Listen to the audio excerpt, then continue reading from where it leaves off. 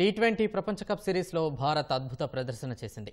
Team India విజేతగా నిలవడంతో ప్రతి ఒక్క అభిమాని మురిసిపోతున్నాడు. క్రీడా విశ్లేషకులు సి వెంకటేష్ గారితో మా ప్రతినిధి నాగార్జున ప్రత్యేక ముఖాముఖి ఇప్పుడు చూద్దాం. అద్భుతమైనటువంటి పోరాట స్ఫూర్తితో టీ20 వరల్డ్ కప్ను రెండోసారి భారత్ ముద్దాడింది.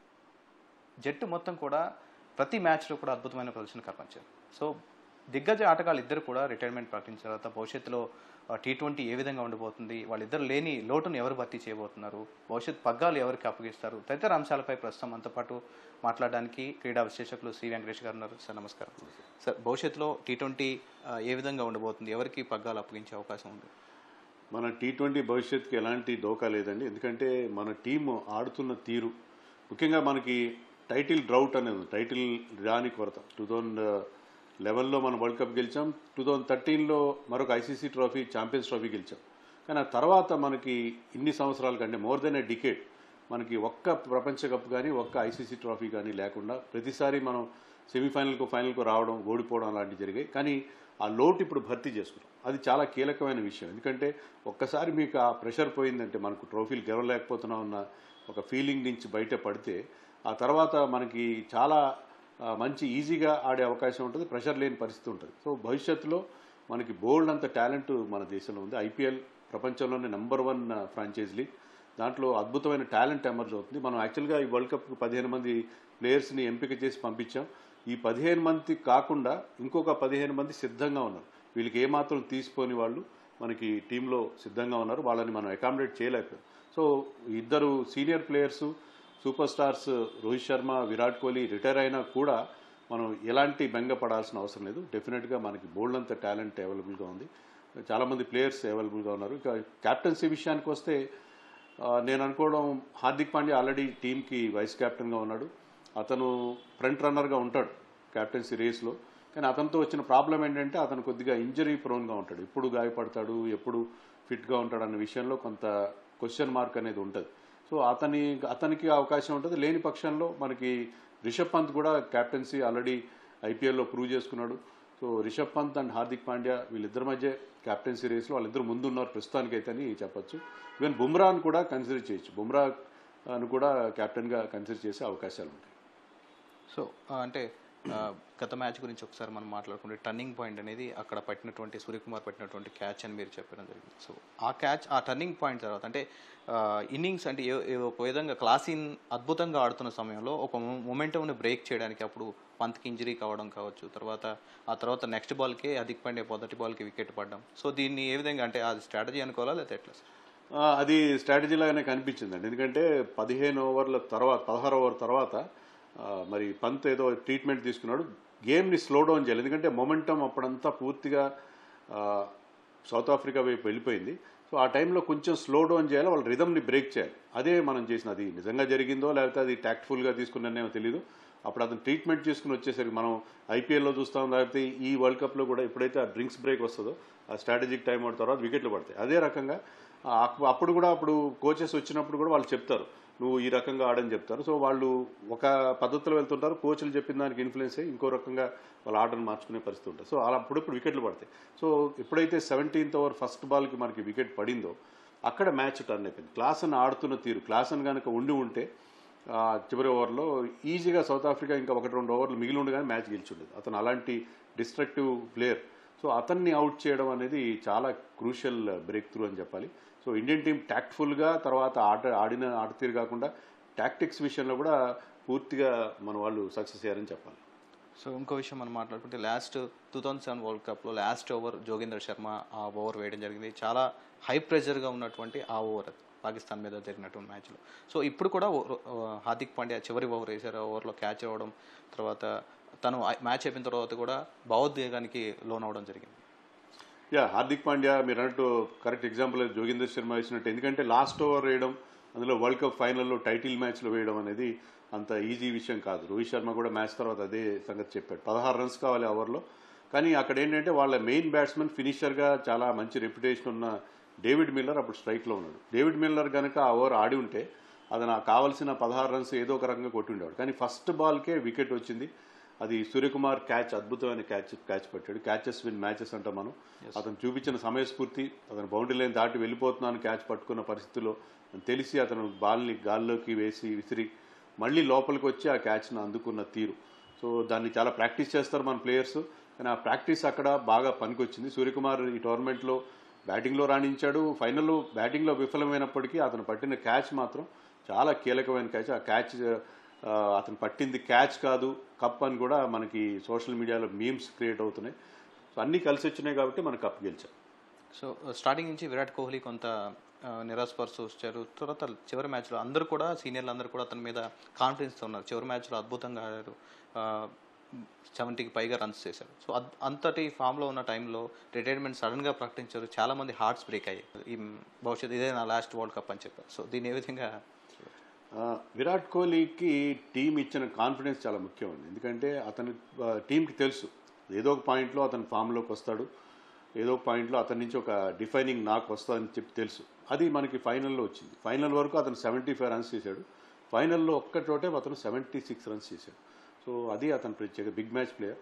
సో మనకి సెమీఫైనల్ తర్వాత రోహిత్ శర్మ టీం కెప్టెన్ ఏం చెప్పాడంటే, విరాట్ కోహ్లీ ఫామ్ విషయంలో మాకు ఎలాంటి బెంగా లేదు, probably he saving it for the final కోసం తన బెస్ట్ ఇన్నింగ్స్ దాచిపెట్టాడు అన్నట్టుగా చెప్పాడు.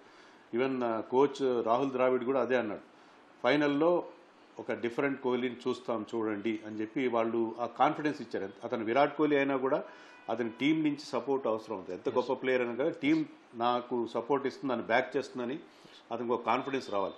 ఆ కాన్ఫిడెన్స్ వచ్చింది కాబట్టి అతను ఇంపార్టెంట్ ఇన్నింగ్స్ ఆడాడు. వికెట్లు పడిన టైంలో విరాట్ కోహ్లీకి ఇది అలవాటైన వ్యవహారం ఏంటంటే టీంకు ఒక క్రైసిస్లో ఉన్నప్పుడు ఆ క్రైసిస్ నుంచి బయటపడాడు. సో అదే అతను చేసింది. ఇంకా అతను రిటైర్మెంట్ అంటారా, అది ఓపెన్ సీక్రెట్ అని అతను అనడం జరిగింది. ఎందుకంటే ఇప్పటికే యంగ్స్టర్స్ చాలామంది ఉన్నారు, వాళ్ళకి అవకాశం ఇవ్వాలి, ఈ ఫార్మాట్లో తప్పుకోవాలి. అన్ని ఫార్మాట్లో ఇక ఇప్పుడు ఆడుతున్న బిజీ షెడ్యూల్లో అందరూ ప్లేయర్స్ అన్ని ఫార్మాట్స్ ఆడే అవకాశం లేదు. సో యంగ్స్టర్స్కి అవకాశం ఇస్తామని చెప్పి అతను తప్పుకున్నాడు. కానీ నెక్స్ట్ వరల్డ్ కప్ 2 ఏళ్ల తర్వాత ఉంది. ఆ 2 ఏళ్ల తర్వాత ఖచ్చితంగా అప్పటికి యంగ్స్టర్స్ని మనం కొత్త టీంని బిల్డ్ చేసుకోవాల్సిన అవసరం ఉంది. ఓవరాల్గా అంటే ఐపీఎల్ కూడా సీజన్లో కూడా మరి ఇంకా ఎంతకాలం ఆడే అవకాశం కనిపిస్తుంది? అంటే ఇప్పుడు ఆల్రెడీ T20 ఫార్మాట్కి గుడ్ బై చెప్పిన తర్వాత సో ఐపీఎల్ లాంటి సీజన్స్లో ఇంకెంతకాలం ఆడే అవకాశం ఉంది? భవిష్యత్తులో రోహిత్ శర్మ ఎలాంటి అడుగులు వేసే అవకాశం ఉంది? ఎందుకంటే ముంబై కూడా తనని కెప్టెన్సీ నుంచి తప్పించి హార్దిక్ పాండ్యాకి అప్పగించింది. సో భవిష్యత్తులో వేరే ఫ్రాంచైజీ తన తీసుకుంటుందా? ఎలాంటి అడుగులు వేసే అవకాశం ఉంది? నేను అనుకోవడం ఆర్సీబీకి అయితే విరాట్ కోహ్లీ ఆడతాడు.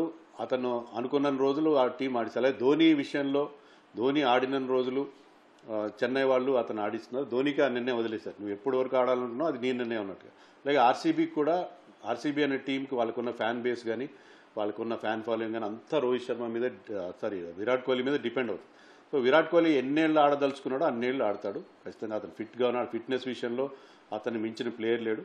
సో అతనికి బోర్ కొట్టేంత వరకు ఆడతాడు. ఆ టీం కూడా వాళ్ళ టీం మేనేజ్మెంట్ కూడా అతనికి ఆ ఫ్రీడమ్ అయితే ఇస్తారు.